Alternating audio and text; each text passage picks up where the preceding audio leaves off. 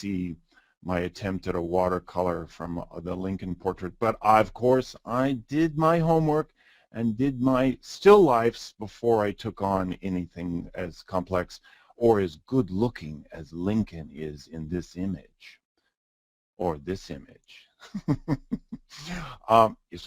You're laughing now? I am laughing, yes. I'm just only muted. to yourself. Okay, so I'm going to do, let's see what I'm going to foul up. Oh, if I foul up, just repeat, but as I do a reboot here, this is Wes, where we can find the scripts and panels and actions. Gosh, and what's this adamconference.com? Wow, I wonder, Wes, if someone could go to a conference and see both of theirs, you and myself at that conference, and learn these techniques in person with Russell Brown. Wow, I bet they could go to something like adamconference.com and learn about that event, Wes. Gee, that sounds exciting. Boy, Wes told me not to do any blatant sales pitches here on this broadcast, but boy, if they went there they could go there right now, Wes, while I'm rebooting Photoshop. Let's quit from Photoshop. And as we pause for this brief station identification. Yeah, and let's see if I can open up my project again. Hey, while that's coming back up, Russell, a couple people had some questions about changing the opacity of the highlights and things like that. Yeah. For professionals,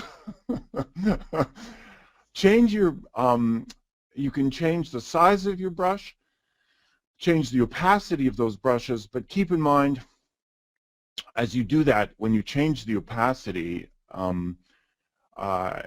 it's, in the case of watercolor, changing the opacity, no problem. In the case, if now my painting, an oil painting, if I change the opacity in an oil painting, it not only changes the opacity of the brush, it changes how much detail that you're using from the original source image. How much are you pulling back?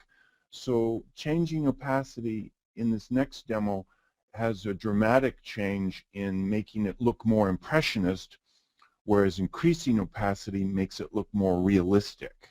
Is that a good answer? I think that's a good answer. Wait for it. Thank you. As I said, Wes, just reboot Photoshop and sometimes my panels come back to life. So as I said earlier, now we're doing oil painting, and we wanted to destroy the image before we started with a little bit of the oil paint filter. Now we're going to do a rough underpainting and cross our fingers that we don't get that same error message. We didn't.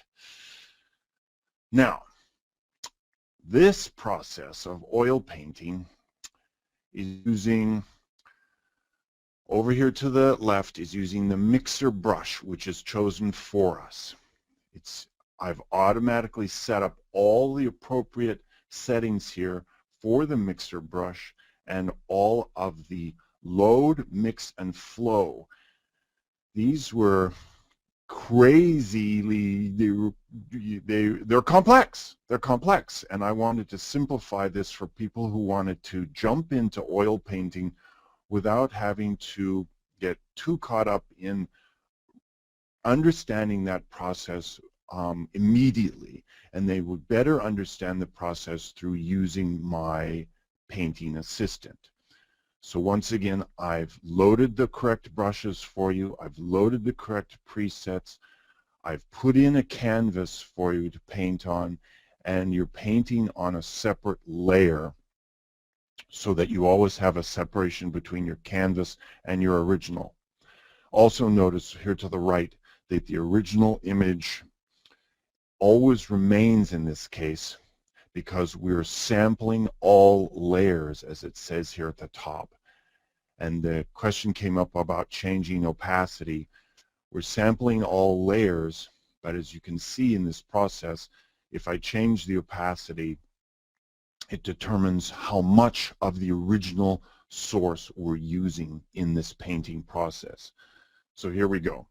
Step number one, I'm using the standard everyday, oh, excuse me, I'm using, not using the standard I'm using the, what is this, Wes? This is the art pen.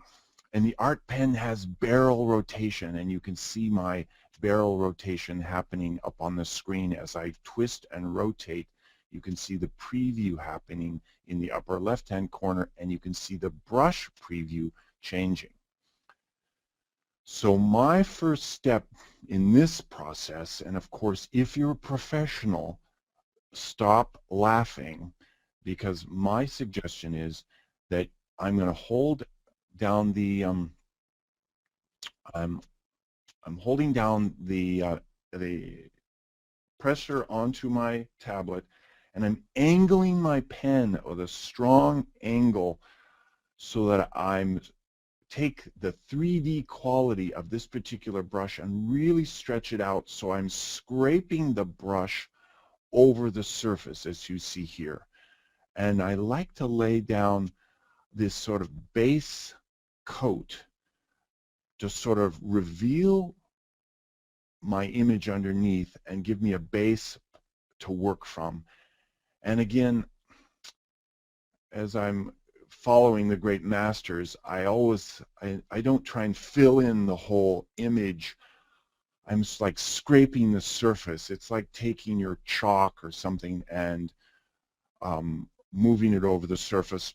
And notice that in this case, there's a texture built into this particular brush, and there's a texture in the canvas that I'm working on. The two are working nicely together in this process, in this oil painting.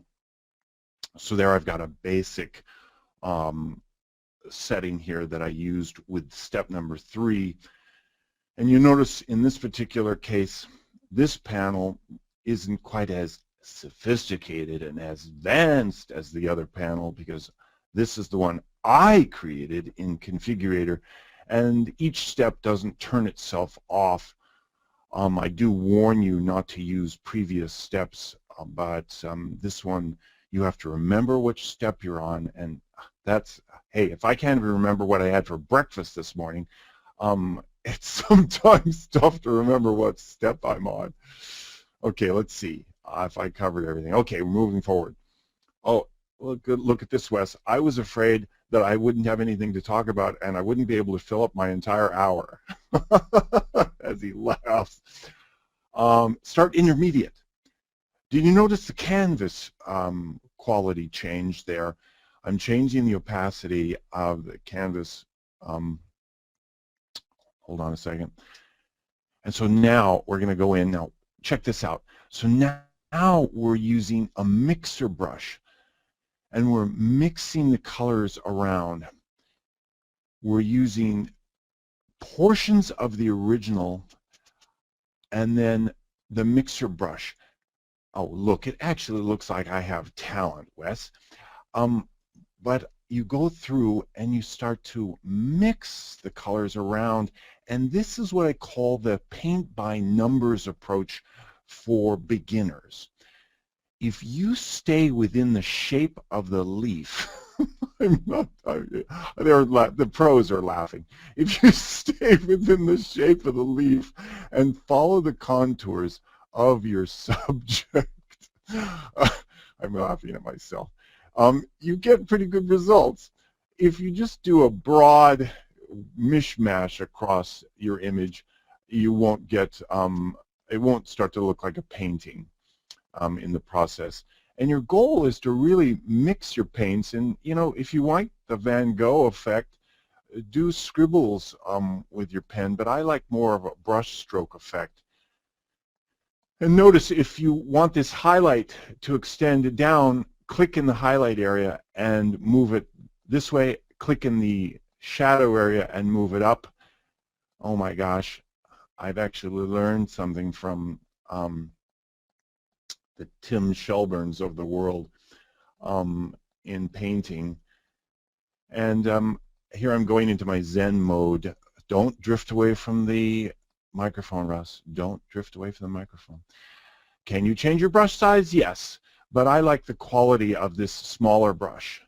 And I'm just hitting click, click, click, click, click, click, click, click, bleeding colors around, getting my basic rough underpainting in position.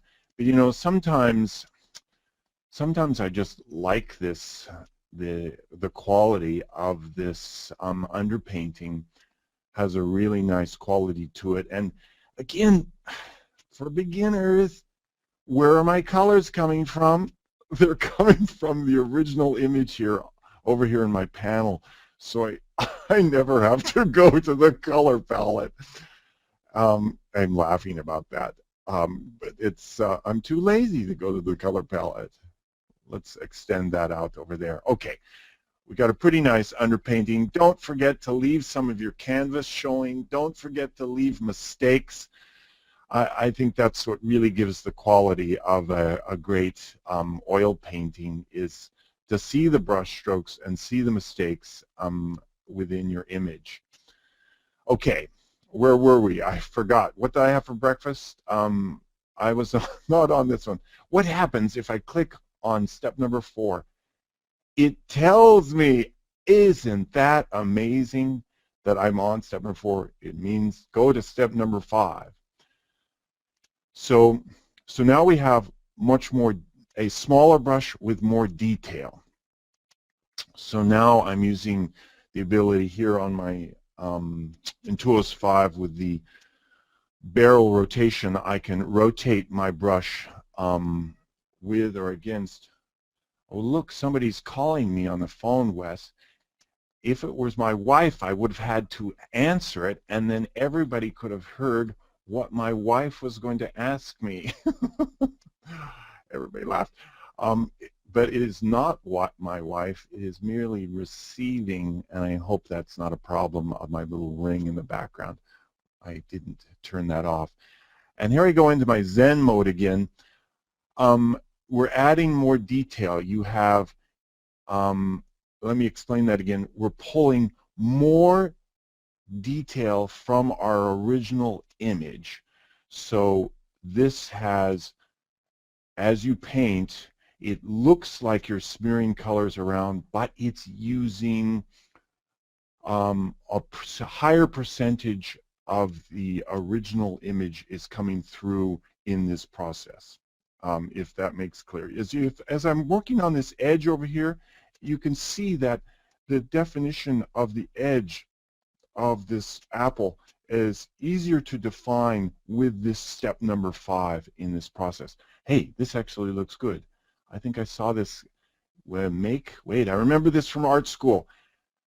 Make contrast by adjusting the colors surrounding the apple instead of working on the apple. Whoa, whoa, Wes, I remembered something from college. Finally, we're getting close here. We can answer some questions. We did number 5, detail recovery. So this is for absolute fools like myself. I'm doing my attempt at a watercolor from the Lincoln portrait, but of course I did my homework and did my still lifes before I took on anything as complex or as good looking as Lincoln is in this image, or this image. You're laughing now? I am laughing, yes. I'm just only muted. to yourself. Okay, so I'm going to do, let's see what I'm going to foul up. Oh, if I foul up, just repeat, but as I do a reboot here, this is Wes, where we can find the scripts and panels and actions. Gosh, and what's this adamconference.com? Wow, I wonder, Wes, if someone could go to a conference and see both of theirs, you and myself at that conference, and learn these techniques in person with Russell Brown. Wow, I bet they could go to something like adamconference.com and learn about that event, Wes. Gee, that sounds exciting. Boy, Wes told me not to do any blatant sales pitches here on this broadcast, but boy, if they went there they could go there right now, Wes, while I'm rebooting Photoshop. Let's quit from Photoshop. As we pause for this brief station identification. Yeah, and let's see if I can open up my project again. Hey, while that's coming back up, Russell, a couple people had some questions about